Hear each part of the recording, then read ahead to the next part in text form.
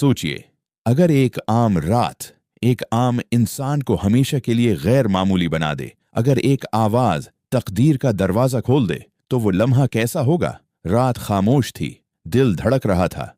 पहाड़ के करीब वो रोशनी अब और वाज़ेह हो चुकी थी। वो आग नहीं थी, वो बुलावा था। फिर आवाज आई, ऐसी आवाज जिसने दिल को हिला दिया, रूह को जगा दिया और जिंदगी का मकसद बदल दिया। एक चरवाहा अल्लाह का नबी बना दिया गया और हुक्म मिला, वापस जाओ इसी जालिम के पास जिसके महल में तुम पले बढ़े, उसके सामने खड़े हो जाओ। हक की आवाज बनकर।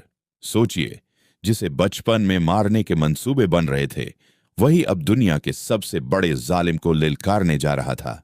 फिर वो दिन आया जिसे तारीख कभी नहीं भूल सकती। आगे समंदर, पीछे लश्कर, हर तरफ मौत, कोई रास्ता नहीं। लोग घबरा गए, उम्मीद खत्म हो गई, सांसें रख गईं। फिर हुक्म हुआ और समंदर फट गया, पानी दीवारों की तरह खड़ा हो गया और रास्ता बन गया। नजात मिल गई और वो बादशाह जो खुद को खुदा कहता था, इसी पानी में डूब गया हमेशा के लिए। ये सिर्फ एक वाक़िया नहीं, ये ऐलान है।